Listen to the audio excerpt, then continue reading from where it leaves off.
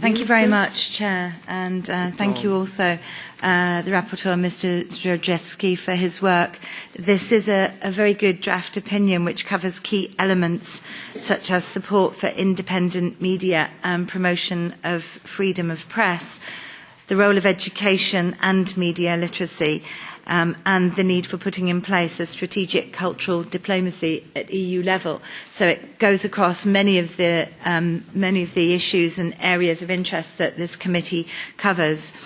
And I agree with the rapporteur that these must be the pillars of the opinion that we put forward from the Culture and Education Committee.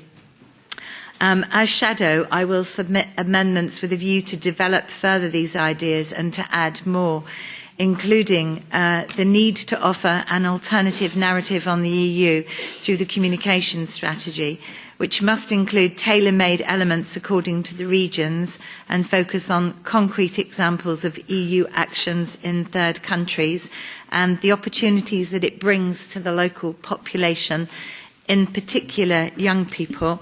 And I do have some experience of doing capacity building projects in neighbouring countries, which I think demonstrate very well what a positive force the EU can be.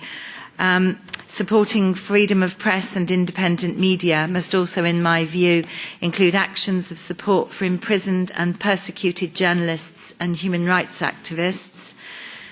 Concerning media literacy, I would add the need for further regulation of hate speech online, which must be achieved through a greater collaboration with online platforms and media such as Twitter and Facebook. Finally, and most importantly for me, I want to emphasise further the role of intercultural dialogue, people-to-people contacts, and encouraging the EU communications strategy to include local populations and civil society. No soft power strategy can succeed without cultural diplomacy and promotion of intercultural dialogue between and inside countries in the EU and beyond. A proper consideration must be given to cultural and social exchanges as efficient platforms to combat prejudices of local populations. And in this context, EEAS and EU delegations, who are mostly responsible for communication in partner countries, need to maintain, and I would say even increase, their constant contact with civil society and provide their staff with specific training to equip them with intercultural skills.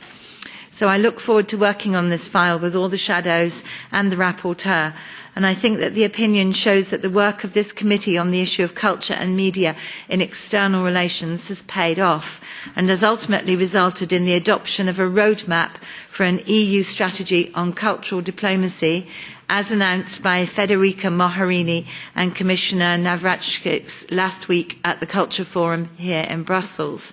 So it's an important step forward for the EU. So thank you to all my colleagues from this committee who have been working really hard to put this item at the top of the agenda and make the EU leaders finally understand the value of culture as a tool for soft power. Thank you.